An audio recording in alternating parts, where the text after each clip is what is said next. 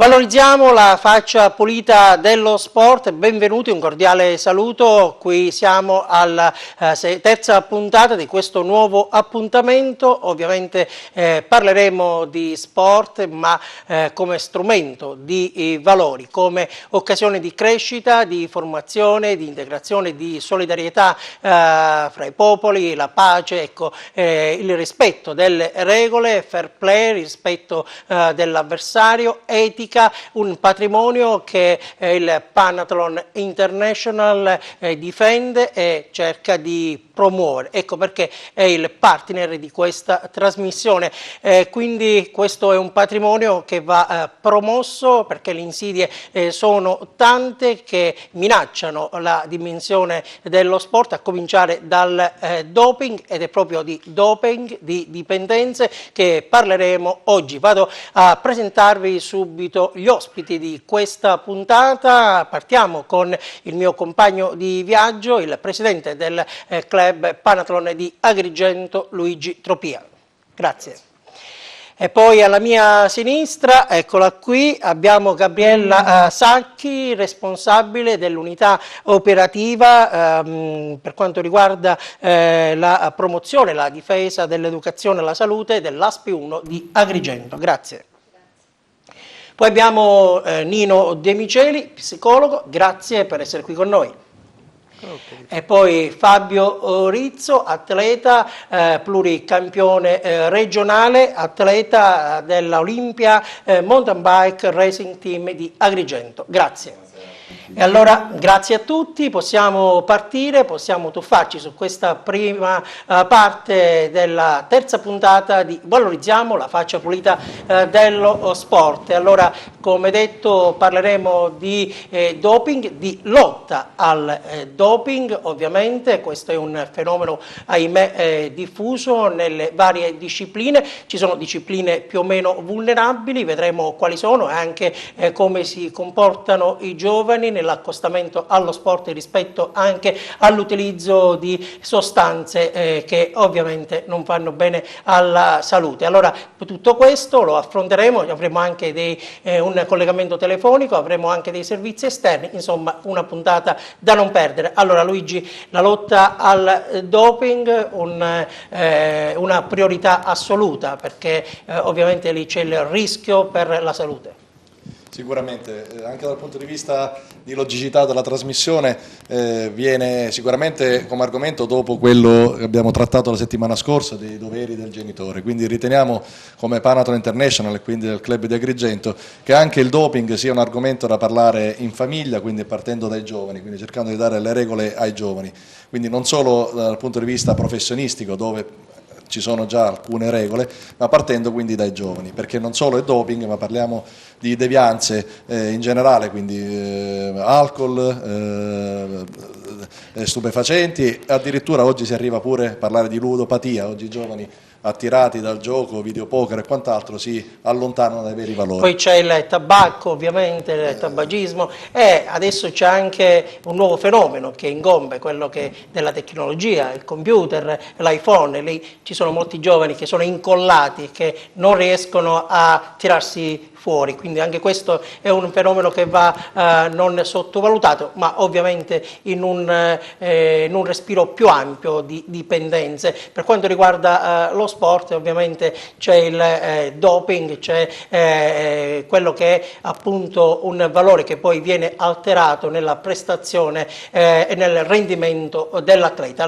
Claudio, sì, scusa, ricordo anche per i nostri ospiti che uno dei punti importanti del Panathlon è quello dice già fare sport non bisogna diventare per forza campioni, quindi bisogna fare lo sport sano, pulito, cercando di far partecipare i ragazzi a tutti gli sport senza dover avere il dovere e diritto di diventare campione. Qui abbiamo un'esperienza anche di sport che non hanno ogni giorno la vetrina su tutti i giornali o i mass media, che è il ciclismo, quindi la mountain bike, dove c'è lo sforzo reale, quindi raggiungere i risultati tramite lo sforzo e il sacrificio. E a proposito di sforzo, dovremmo avere in collegamento, questa è la liturgia della nostra trasmissione, la priorità ai collegamenti telefonici perché siamo in diretta. Allora possiamo mettere in onda il presidente della Federazione Italiana Pesistica, il dottor Antonio Urso, è qui con noi. Salve. Buonasera. Allora, buonasera a voi e ai telespettatori. Salve, grazie per aver accettato il nostro invito. Stavamo iniziando a fare questa conversazione parlando di lotta al doping. Ecco, per quanto riguarda la sua federazione, io mi sono documentato, lei su questo terreno sta facendo una lotta davvero straordinaria e molto incisiva. Devo dire che ci siamo riusciti, sostanzialmente non abbiamo un caso di positività da 12 anni, quindi in Italia ci siamo riusciti e io ho anche un ruolo internazionale, sono Presidente della Federazione Europea e devo dire che stiamo facendo una battaglia anche in ambito internazionale. Chiaramente ci vogliono più energie e più tempo, ma crediamo anche di poter incidere positivamente contro questo fenomeno. Quali sono gli strumenti che avete messo in campo, visto che da 12 anni non c'è traccia di doping in questa disciplina? Lo strumento semplicissimo è quello della cultura, non ce ne sono altri. Si possono aumentare a dismisura i controlli antidoping così come sono stati fatti negli ultimi anni, ma i risultati non sono cambiati. Cambia semplicemente se cambia la cultura degli allenatori, se cambia la cultura dei medici, se cambia la cultura degli operatori. Praticamente bisogna far sì che la scienza dell'allenamento prevalga sull'ignoranza. Questo è l'unico cambiamento stabile e duraturo. Perché secondo lei ancora questo fenomeno è presente nelle altre discipline? Perché appunto trova terreno fertile, perché non c'è una campagna di sensibilizzazione, oppure perché ci sono interessi forti che ovviamente alimentano certe discipline sportive? Intanto bisogna dire che il doping di suo è un business, quindi praticamente quando si combatte contro business con svariati zeri è sempre complicata la storia. Consideri che il fenomeno invade il nostro paese tra amatori e sportivi con numeri veramente, veramente importanti da capogiro. Questo significa che dall'altra parte c'è qualcuno che fa investimenti e che quindi in qualche maniera vuole monetizzare. Per cui è proprio il mondo dello sport che deve mettersi seduto intorno ad un tavolo e decidere verso quale direzione andare. L'unica strada percorribile ancora dal mio punto di vista è quella della cultura. Ci sono le Olimpiadi a Rio, ecco, cosa si augura? Noi intanto abbiamo qualificato, siamo proprio tornati domenica dal campionato europeo di pesistica, abbiamo qualificato 2 atleti, un maschio e una donna.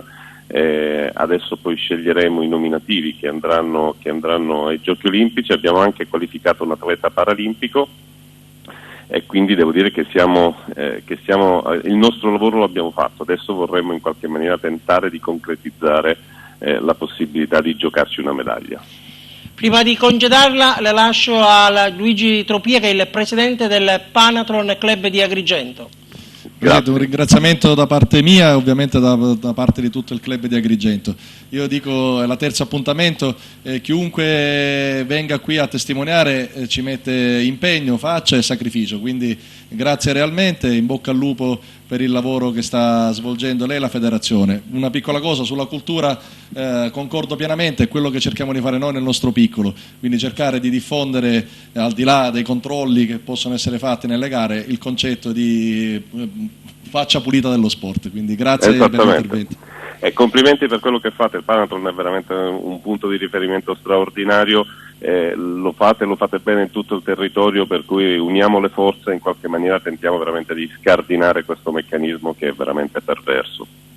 C'è una domanda per lei, un attimo, dottore Urso, da parte di Gabriella Sacchi, se vuole dire qualcosa. No, credo che abbia toccato un problema importantissimo, perché oggi il problema è che la cultura e la civilizzazione non vanno insieme e quindi dobbiamo veramente sforzarci di portare avanti dei processi culturali, di formazione, in modo tale che non piangiamo poi su delle ferite, no? Che possono essere in realtà evitate. Condivido pienamente, tra l'altro credo che in questo processo di cambiamento culturale vada anche rivisto il modello sportivo internazionale. perché gli ultimi scandali delle federazioni internazionali, quello del calcio, quello dell'atletica leggera e qualche altra federazione ancora, certamente non aiutano la trasparenza, non aiutano la fiducia nei giovani di intraprendere un cammino in un mondo che è esente. Purtroppo credo che il modello sportivo sotto questo punto di vista comincia a cigolare e forse una considerazione va fatta anche lì. Va bene Presidente, grazie per il suo intervento, è stato prezioso, buon lavoro, ci sentiremo magari in qualche altra puntata. Grazie, con buon lavoro. assoluto piacere, grazie a voi, grazie per l'invito. Grazie, bene, ringraziamo il Presidente della FIPE, della Federazione Italiana Pesistica, Antonio Urso, che ci ha portato la sua esperienza. Da 12 anni ci ha riferito che non ci sono casi di doping nella Federazione Pesistica in Italia. Questo ovviamente fa ben sperare, è uno stimolo per tutto il mondo sportivo nazionale e non solo. Allora possiamo tornare con i nostri ospiti, coinvolgo nuovamente Gabriella Sacchi che come dicevamo in apertura è il responsabile dell'unità operativa dell'educazione e promozione della salute dell'ASPI di Agrigento. Ecco quanto è importante la prevenzione, forse si fa troppo poco. Sì, c'è uno sforzo notevole da questo punto di vista. A me fa piacere vedere qui tra il materiale in studio questo lavoro che è stato fatto qualche tempo fa proprio dall'azienda sanitaria insieme alla provincia e insieme all'ufficio scolastico provinciale proprio sulla prevenzione del doping. Abbiamo sfruttato il progetto CAMAD, che è stato un progetto fatto con l'Università Spagnola, e per cui questo lavoro contiene, oltre a tutto il quadro legislativo delle sostanze dopanti, anche tutta una serie di indicazioni sulle diete da fare per gli sportivi. Quindi è stato, diciamo, un lavoro che abbiamo prodotto, abbiamo dato alle scuole. Abbiamo messo questo slogan bellissimo che non è nostro ma è di una ragazza di Ribera: primi sì ma onesti e sani, quindi abbiamo voluto riprodurlo qui. I problemi da dove nascono? Nascono dal fatto che non abbiamo più dei riferimenti dal punto di vista della famiglia, perché la famiglia si è trasformata, no? Lo sappiamo, non c'è più il quartiere era qualcosa che aiutava un po' il processo di identità delle persone, no? Si sapeva chi erano i ragazzini che giocavano a calcetto nel pomeriggio. Adesso sono stati persi questi riferimenti e assistiamo a un meccanismo di delega per cui la famiglia si sente, insomma i genitori, i conviventi, chi per loro i genitori di questi ragazzi non si sentono all'altezza, allora delegano la scuola non si sente all'altezza e delega gli operatori della sanità. Gli operatori della sanità cercano il collegamento ovviamente con le reti, c'è un rimpallo di responsabilità, esatto, di competenze, esatto, poi alla fine quindi, i risultati sono quelli che sono. Esatto. L'assenza di agenzie educative, ecco, esatto. Nino De Miceli, dal punto di vista dell'analisi psicologica, qual è la matrice che può spingere a cercare, ecco, di trarre benefici da strumenti che non siano, da risorse che non siano quelle proprie, quelle che il buon Dio ci ha donato, per poter poi avere una prestazione più importante, più significativa e poter arrivare magari al risultato, a una vittoria?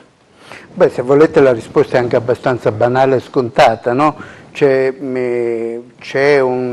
un'idea di andare al massimo, no? In qualsiasi tipo di iniziativa, in qualsiasi tipo di attività, che non è solamente, voglio dire, legata allo sport. Forse lo sport è l'aspetto più visibile, più eclatante, dentro cui però si maturano tutta una serie di dinamiche legate un po' a quelle che sono la percezione di se stesso, la percezione degli altri, l'idea, voglio dire, che noi dobbiamo essere sempre delle macchine perfette, no? E dentro questo si inseriscono evidentemente tutta una serie di seduzioni che sono le seduzioni, però attenzione, quando parliamo noi di questi argomenti non dobbiamo mai trascurare un aspetto che secondo me è importante, che è quello dei maestri, cioè dei cattivi maestri rispetto a questo.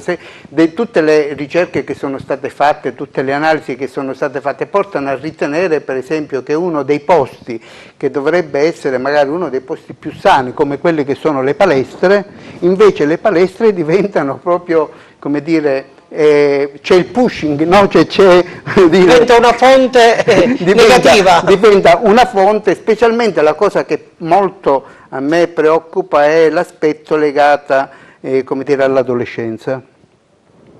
Noi durante l'adolescenza abbiamo chiaramente un corpo che si trasforma, un corpo che si accetta, che non si accetta, abbiamo soprattutto, voglio dire, un'identità di noi stessi con il nostro corpo, noi siamo quello che si vede e allora c'è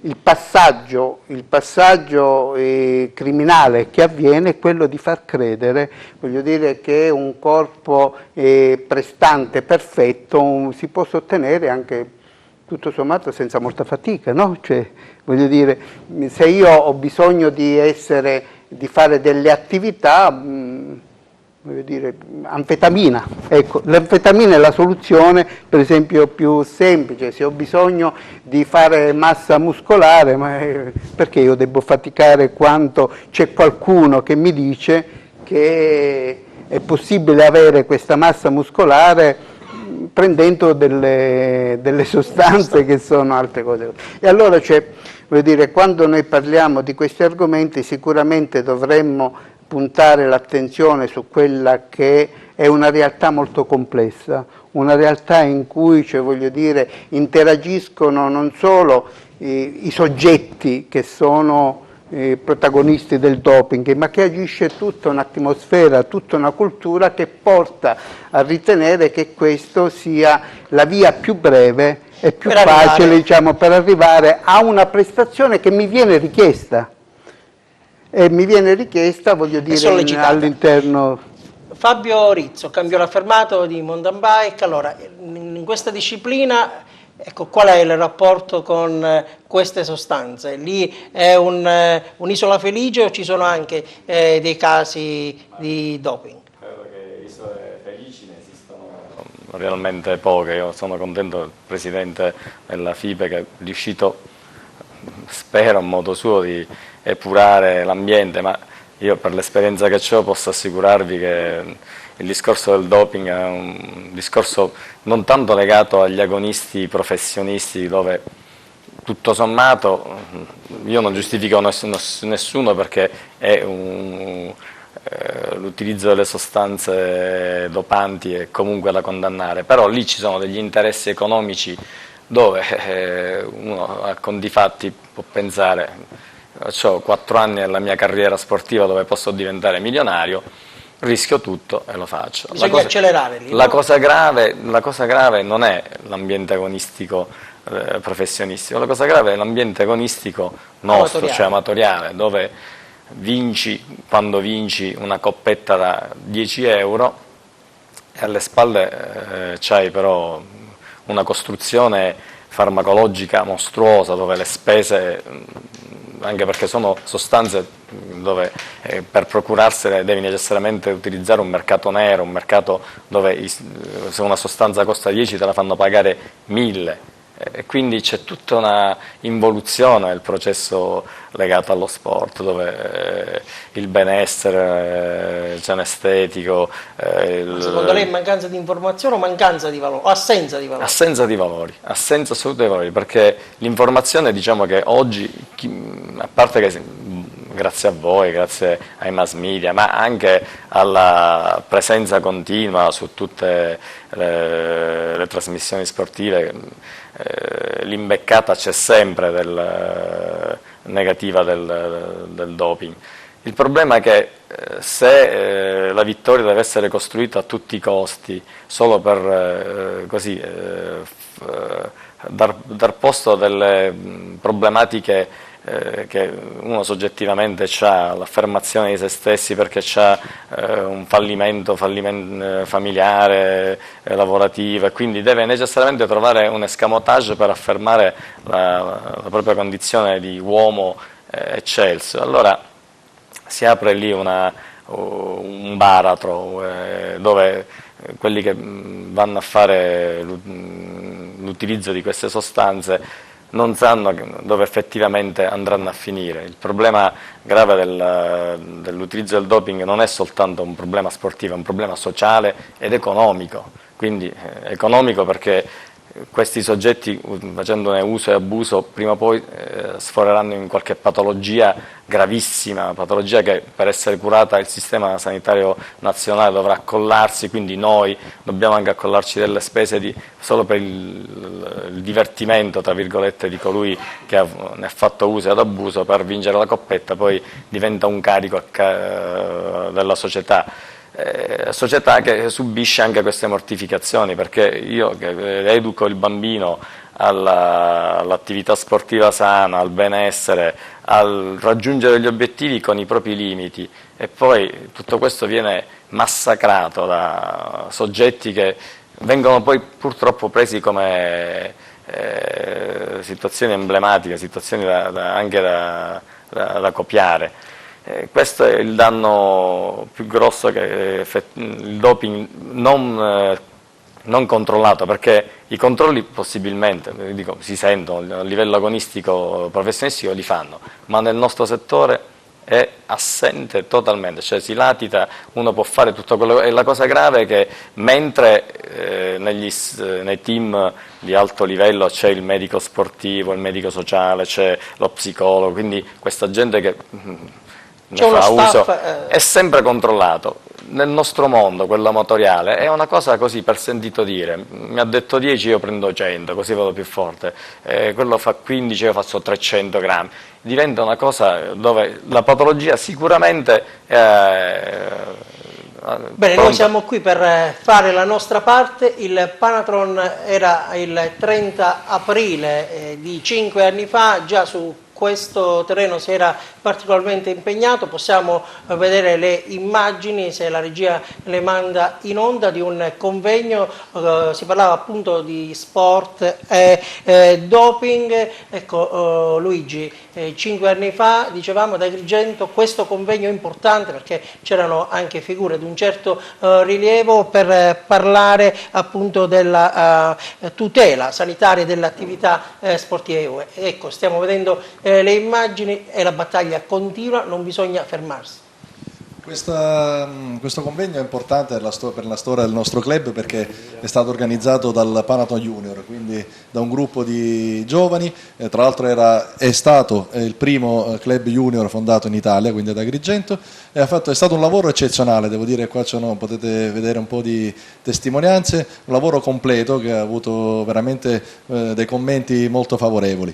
È chiaro che il Panathlon International segue l'argomento già da sempre. Ho qui per esempio un documento che noi poi cerchiamo di portare nelle scuole, Sport e Etica Giovani, la linea d'ombra del doping. È un quaderno proprio del Panathlon in cui si parla appunto di questo argomento. Quindi è un elemento importantissimo, perché ecco, al di là degli aspetti tecnici che i nostri ospiti stanno sviscerando in maniera puntuale, dal punto di vista più ampio non si parla solo di doping col Panathlon, ma si parla appunto di devianze in generale, quindi tossicodipendenza, alcolismo e da ultimo anche questo uso smisurato di internet col mondo delle scommesse online. Quindi oggi l'impegno nostro è quello di partire sempre dalle famiglie, quindi dai giovani, per cercare di portarli fuori da questi temi non positivi e portarli a fare sport. Questo è il nostro obiettivo.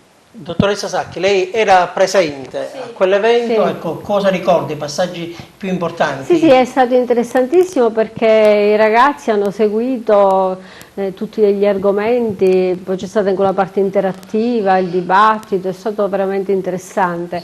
Io credo che sia veramente molto importante che noi ci diciamo che i problemi che oggi noi abbiamo nella società, poco fa parlavamo anche di cyberbullismo, sono tali che noi dobbiamo pensare che nessuno di noi, cioè la sanità da sola non ce la può fare. La famiglia da sola non ce la può fare, la scuola da sola non ce la può Bisogna fare. Allora costruire una rete. Esatto, occorre proprio un intervento di rete. Noi abbiamo costruito una rete civica della salute che è molto importante, anzi approfitto di questo momento per invitare i cittadini ad iscriversi a questa rete perché ci sono i centri di eccellenza, ci sono la possibilità di avere delle informazioni sanitarie, ma c'è anche la possibilità, diciamo, di sostenerci, di fare in modo di creare delle azioni in comune, quindi di entrare all'interno di un'ottica sistemica in cui noi ci mettiamo insieme per fare in modo che questi problemi così giganteschi in qualche modo siano, non dico risolvibili al 100%, ma diciamo possono trovare una collocazione. Serve un gioco di squadra, no? All'interno appunto di politiche sostenibili, quindi c'entra anche la politica urbanistica in questo senso, no? Avere anche delle strade percorribili, perché non abbiamo delle piste ciclabili. Per quale motivo, cioè, si potrebbero anche fare, no? Questo è un problema enorme, perché quando mi capita di guidare la macchina in luoghi dove ci sono le piste è pericolosissimo, perché non avendo questa mentalità rischio anche, no, di investire qualcuno, perché da noi non ci sono queste realtà, ma non sono realtà difficilissime da costruire, per cui dico, occorre proprio un intervento sistemico, occorre che ci mettiamo insieme attorno a un tavolo per ognuno fare una parte importante nella soluzione di questi problemi. Nino De Micheli, si parla di dipendenza fisica ma anche di dipendenza psicologica, che magari quella dipendenza non viene avvertita dal fisico ma viene recepita e percepita solo dal punto di vista cerebrale, dal punto di vista psicologico. Questo è un problema, c'è anche questa situazione che viene comunemente riscontrata anche tra i giovani. No. Anzi, soprattutto fra i giovani questo avviene, anche se magari il discorso come dire, delle patologie, chiamiamole anche con il loro nome così magari li identifichiamo, ossessive compulsive, no? Cioè, investono un po' tutti, ma specialmente voglio dire i giovani in cui siamo in una fase, come dire, di organizzazione del proprio io, cioè in una fase di crescita, evidentemente tutto questo incide maggiormente. Ed è chiaro che non c'è solo una patologia, cioè non stiamo parlando di una patologia solamente, stiamo parlando di un ventaglio di patologie che purtroppo anche in provincia di Agrigento cominciano statisticamente a essere rilevanti. E mentre noi pensavamo, cioè, ad Agrigento, cioè, come una città in cui non si sviluppano, voglio dire, granché di dipendenze, forse, cioè, voglio dire, qualcosa, come dire, cioè, cominciava a sentirsi quando si sentiva parlare, guarda, cioè, ci sono delle risse, per esempio, no? Cioè, in piazza Cavour, a Salleone, altre cose, dice vabbè, ragazzacci, cioè bande che bravate, cioè, si tentava a dare una valutazione di questo genere. In realtà poi, cioè, andando un po' dentro questi fenomeni, si scopre per esempio che c'è un uso molto spinto dell'alcol, oltre a un uso massivo di droghe cosiddette anche leggere, no? Ecco, cioè ecstasy, che sotto questo aspetto? Io questo non lo so, ipotizzo di sì, se le proporzioni sono quelle delle altre province italiane, però cioè, dico questo, non ho i dati per poter affermare che esiste un'invasione in tal senso, anche perché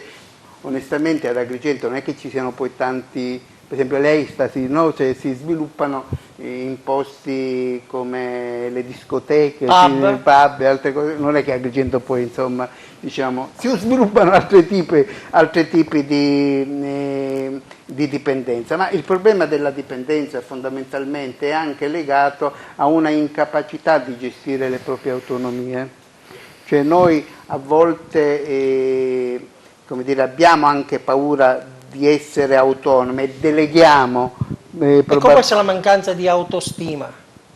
Certo, cioè dico, ma La mancanza di sempre là, personalità, insomma, ecco, che magari per imporsi in un gruppo, per mettersi in evidenza, per essere al centro, ecco, non avendo quelle condizioni, quelle risorse proprie, quelle caratteristiche, quel profilo caratteriale che è culturale, magari che ti consente di essere al centro di un gruppo e di dire la tua, ecco, fai ricorso a forme di adulterazione per cercare di trovare, ritagliarti un ruolo nel gruppo. Ecco. È vero questo, però è anche vero un altro aspetto che è ancora più preoccupante. Qui non stiamo discutendo di un individuo all'interno del gruppo, ma stiamo parlando di gruppi.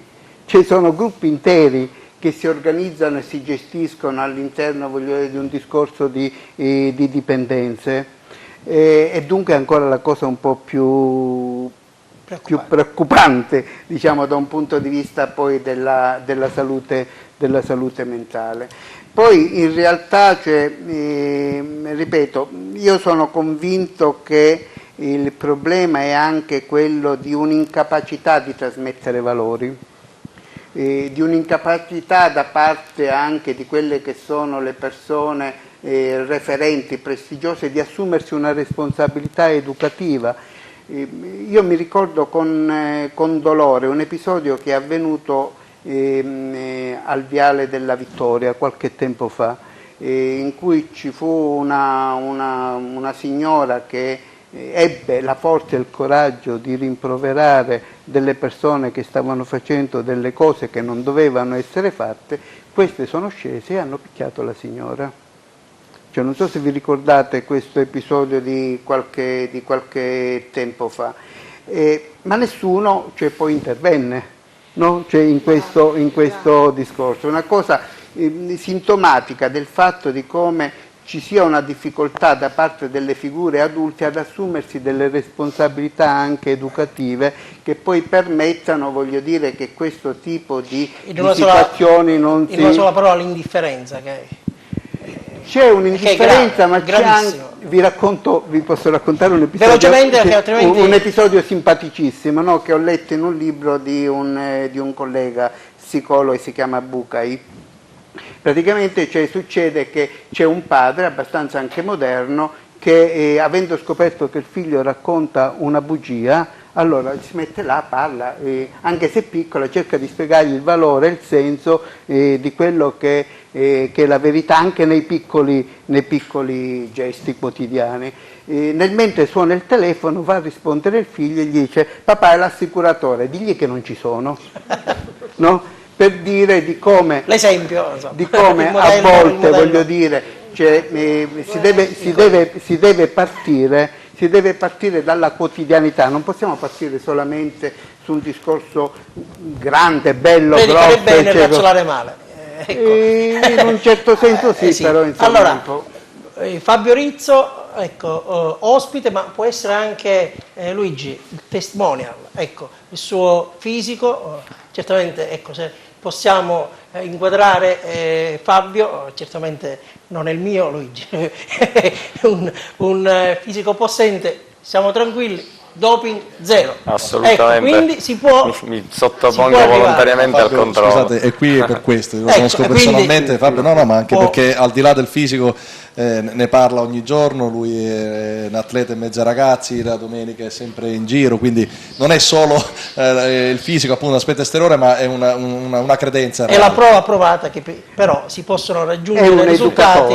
E questo è una cosa importante. I valori fondamentali dello sport non devono essere mai dimenticati, ma ci vuole sempre l'aiuto della prevenzione, oltre al discorso della diffusione della cultura, che è fondamentale, però io sono convinto che anche i controlli devono essere fatti in maniera precisa e continua, perché purtroppo è una piaga che sta dilagando a macchia d'olio, e quindi se non si prendono subito dei provvedimenti, sempre nell'ambiente quello amatoriale, che è il peggiore in assoluto, diventerà fatto comune dire che ormai è normale farsi per vincere una gara, quindi la prevenzione e soprattutto il controllo da parte degli organi preposti deve essere a tamburo battente, non dare possibilità a questa gente che, oltretutto, se gli togli il giocattolino, cioè se questa persona che viene beccata lo elimini dai campi di gara, hai fatto l'effetto doppio: eliminare una persona che comunque è un cattivo esempio,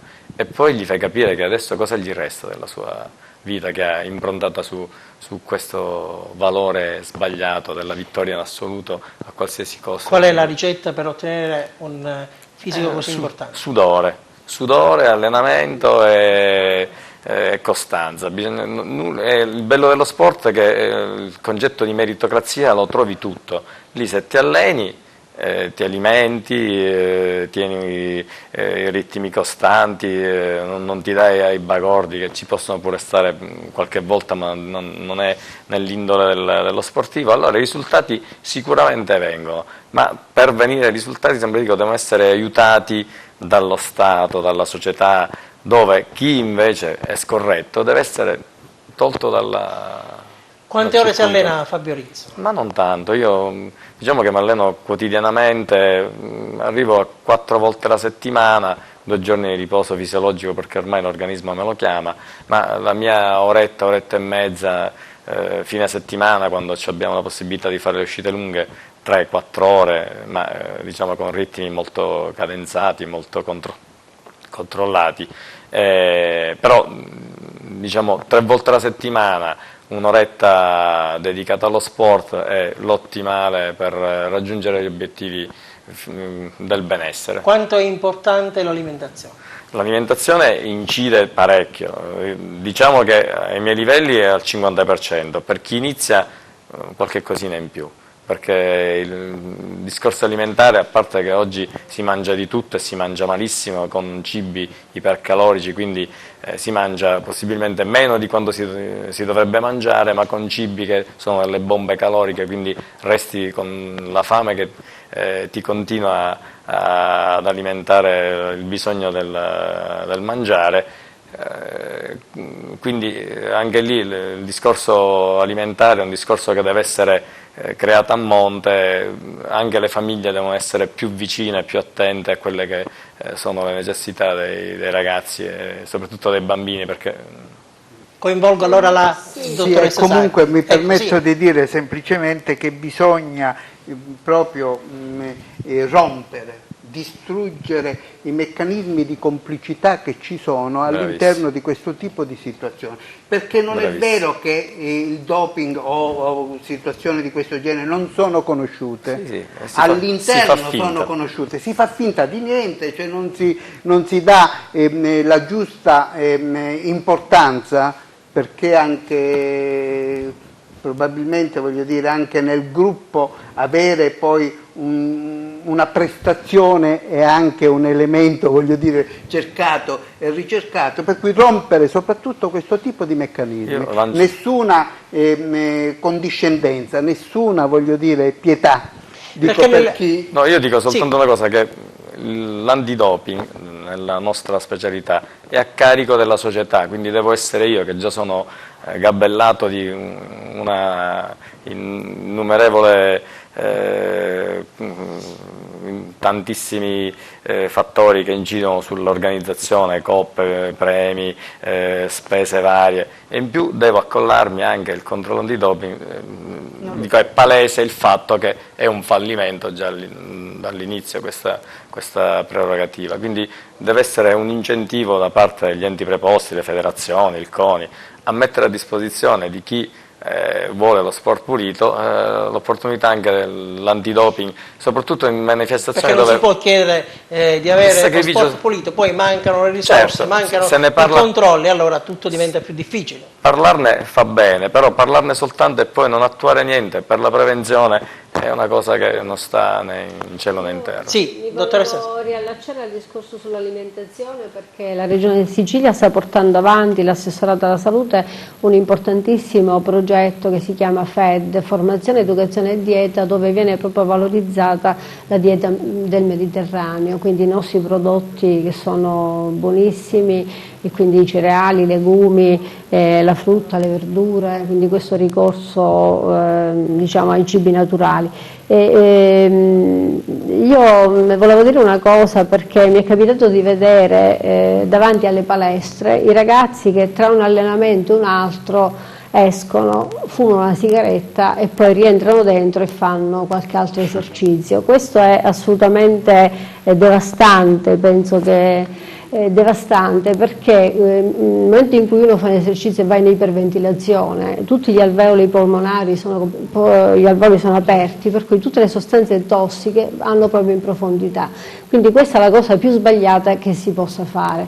Vedo ragazzi giovani in perfette condizioni che hanno questa abitudine assolutamente scorretta, e quindi possiamo approfittare di questo momento proprio per dire che mai fumare è sbagliato, è una cosa, noi lavoriamo molto anche sugli stili di vita corretti, ma soprattutto fumare in iperventilazione, cioè dopo una corsa, dopo un allenamento, è la cosa più sbagliata che si possa fare. Luigi, adesso andiamo in pubblicità, poi al rientro torneremo a quell'evento di 5 anni fa per vedere alcune importanti testimonianze, così insomma rinfrescheremo la memoria ai nostri telespettatori per quanto riguarda quel momento che è stato importante per il Panathon. Sicuramente. Mi fa piacere rivedere queste interviste, sono contento, un minuto per questo livello di contributi che stiamo portando. Devo dire, con Claudio siamo riusciti veramente a fare delle trasmissioni dove oltre alle parole cerchiamo di dare dei fatti, e anche oggi devo dire, ringrazio ancora di più i nostri ospiti, stiamo dando dei contributi importanti. Io vi assicuro che Fabio è un istruttore in grado di poter mettere da parte chi fa uso di doping. Questa è una testimonianza importantissima.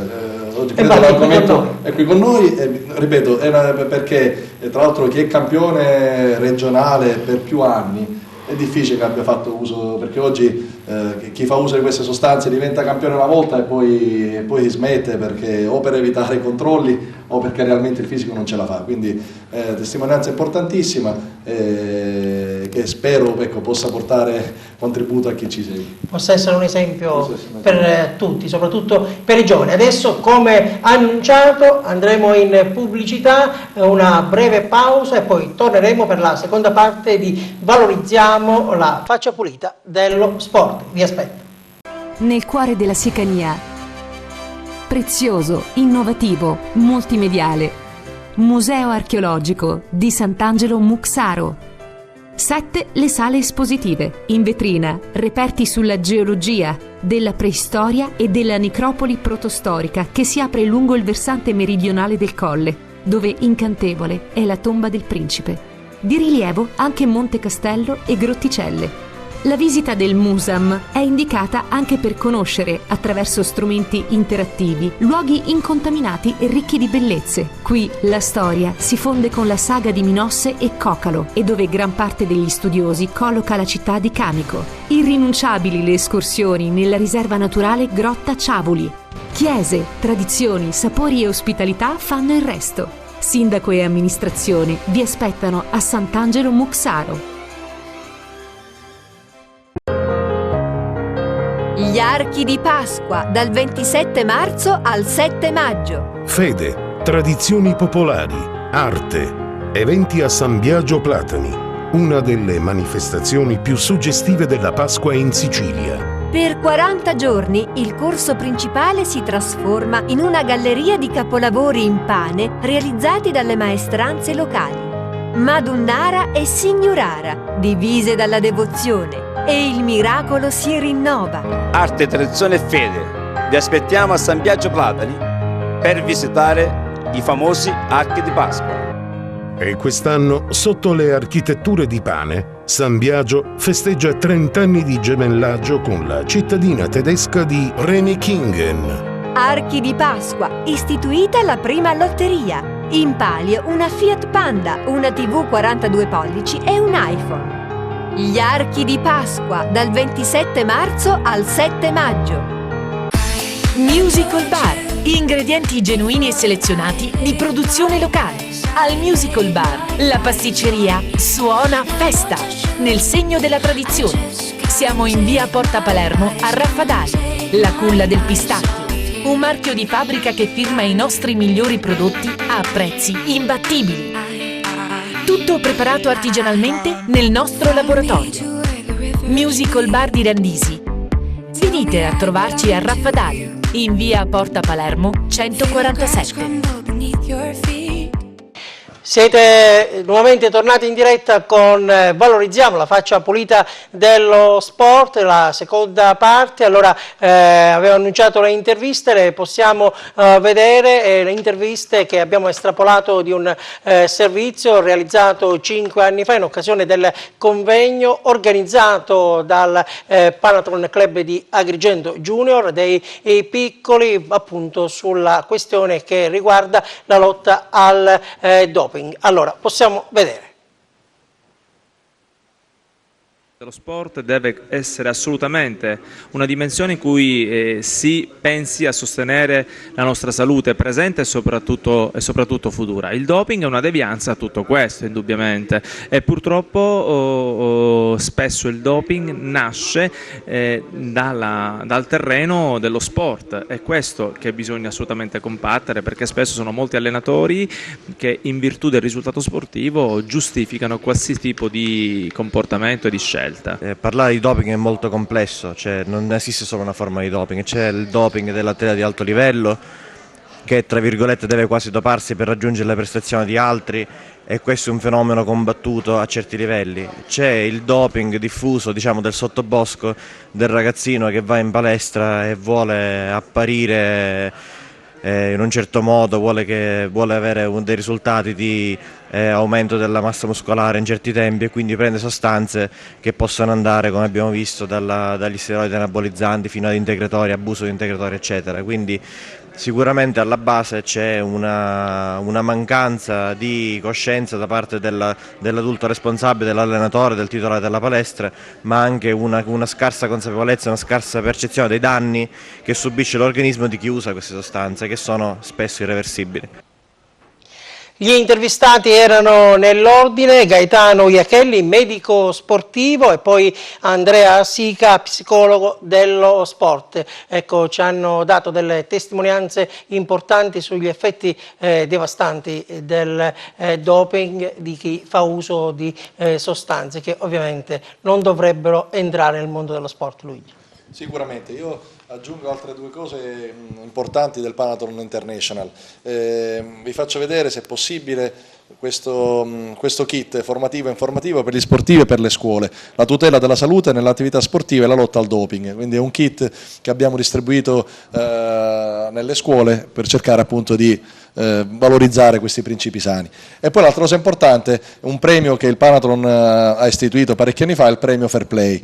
Oggi noi premiamo non quindi chi arriva primo, ma chi si è distinto nell'attività sportiva per un'azione meritevole.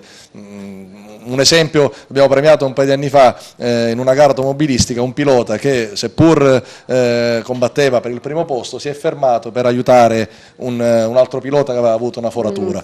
L'ha aiutato e ha continuato, non ha vinto. Ecco. Fair play. E questo credo sia anche questo un piccolo contributo appunto per far vedere, ecco, il discorso pratico, no? Oggi sicuramente primo, secondo e terzo hanno le medaglie, noi cerchiamo di dare una medaglia a chi non raggiunge questo risultato ma si distingue per qualcos'altro di importante. Per i valori. Ecco, noi dobbiamo portare avanti i valori, perché purtroppo ormai molto spesso vediamo che i valori diventano disvalori, i disvalori diventano valori. Tornando alla sua competenza, l'ASP cosa ha in cantiere per tutelare la salute che purtroppo viene minacciata quasi a 360 gradi? Noi abbiamo un bellissimo ambulatorio mobile con il quale appunto gli operatori, non solo quelli degli uffici di educazione alla salute, ma anche dei consultori, del CERT, si spostano e vanno proprio nei luoghi di aggregazione giovanili. Abbiamo fatto l'anno scorso la bellissima notte dei pirati, dove avevamo l'alcol test, quindi andavamo a misurare l'alcolemia nelle ore notturne, oltre anche al monossido di carbonio per i ragazzi fumatori. ed è stato veramente un'esperienza molto interessante, perché distribuivamo anche dei condom, per cui diciamo che ormai quando le persone siamo stati ultimamente a Ioppolo per questa bellissima maratona, questa marcia della legalità che è partita da Raffadali ed è andata fino a Ioppolo, e quindi ormai diciamo le persone sanno che il nostro ambulatorio mobile non è un luogo dove facciamo degli interventi di tipo chirurgico, sanitario, ma proprio degli interventi di prevenzione, quindi si avvicinano e facciamo questo tipo di attività proprio perché è importante. Ecco, la prevenzione certamente è importante, va stimolata, va sollecitata, soprattutto tra i giovani, e l'aspetto culturale è lì che bisogna puntare per creare generazioni che appunto escano da questa possibilità, da questi eventuali tunnel, perché poi entrare è facile, Nino De Michele, poi uscire è piuttosto complicato. No, c'era una cosa che vedendo il filmato mi ha colpito, che non è stato più ripreso, almeno io non l'ho più sentito, un termine, vigoressici. È vero? C'era scritto così, dico che è un'espressione... Dico, nonostante che ci veda molto, dico, visto. No, perché mi sembra un termine particolarmente importante e significativo, cioè come c'è l'anoressia, no? Come c'è la bulimia, c'è anche la vigoressia, diciamo così, no? Cioè in cui fondamentalmente c'è un disturbo di quello che come dire, il proprio corpo, no? Diciamo così, perché è un discorso legato anche a una immagine che noi abbiamo e che vogliamo dare di quello che è il nostro corpo agli altri. Tutto questo evidentemente porta anche poi a questo tipo di conseguenze. La non accettazione di quello che uno è, di quello che noi siamo, cioè evidentemente poi porta a tutta una serie di stimoli patologici, come possono essere anche quelli legati proprio all'argomento di cui stiamo parlando, cioè all'utilizzo di droghe per essere più potenti, all'utilizzo del doping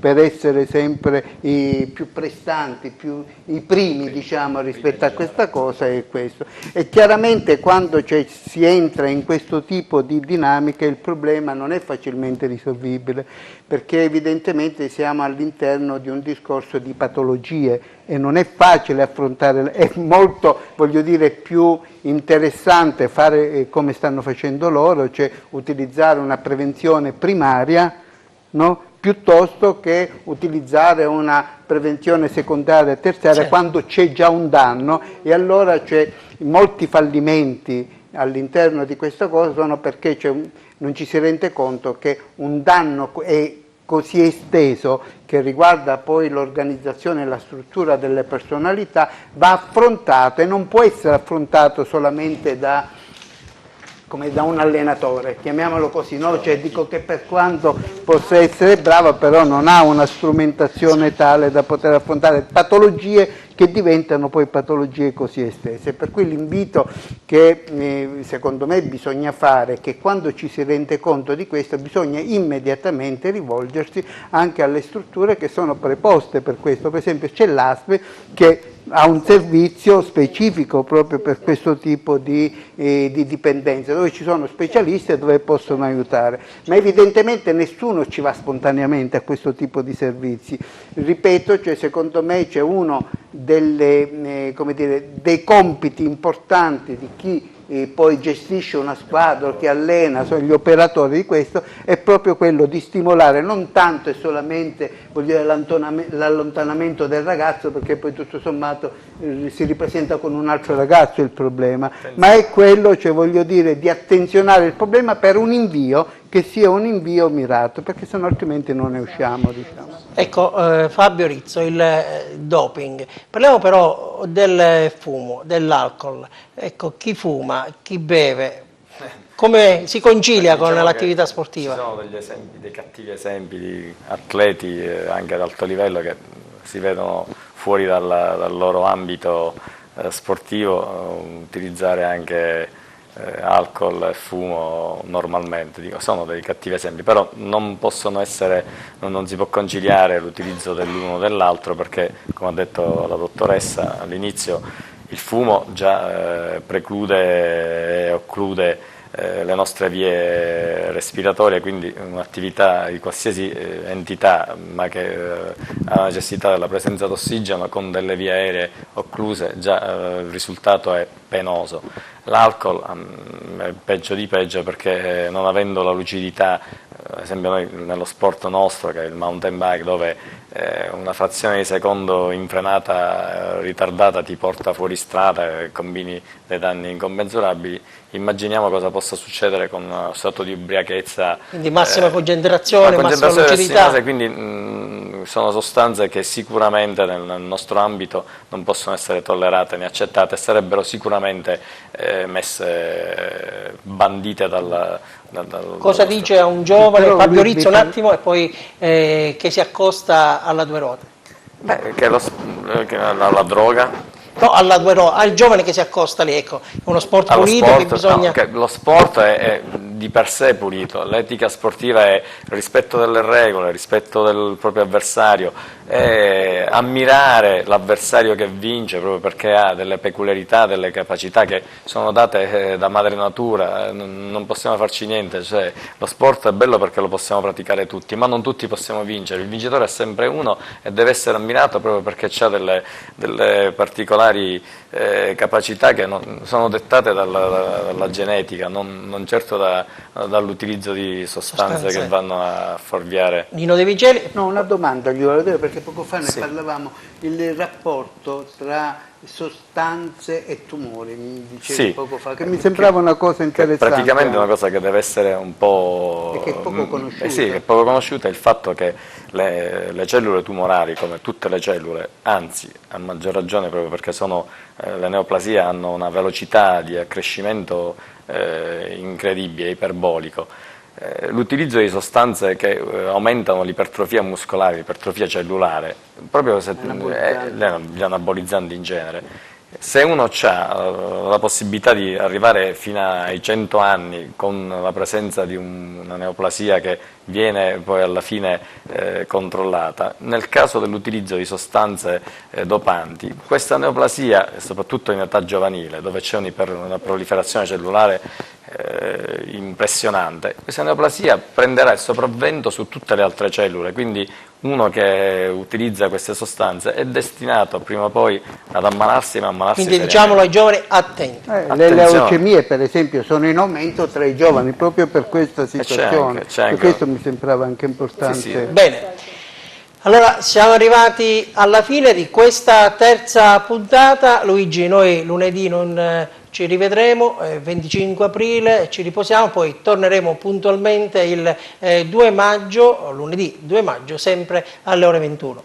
Ci riposiamo, no? Ci riposiamo, grazie a Claudio, grazie a TVA e grazie ovviamente agli ospiti. Anche oggi sono contento perché siamo riusciti a dare un contributo di qualità su questo argomento importante. Bene, ci fermiamo. Io ringrazio Luigi Tropia, presidente del club Panathlon di Agrigento. Grazie Luigi. Ringrazio la dottoressa Gabriella Sacchi dell'ASP1 di Agrigento, responsabile dell'ufficio per quanto riguarda l'educazione alla salute. Grazie a Nino De Miceli, psicologo, e grazie al pluricampione regionale di mountain bike Fabio Rizzo. Grazie per la tua testimonianza. Grazie a tutti per averci seguito, ci vediamo il 2 maggio. Grazie, arrivederci. Arrivederci.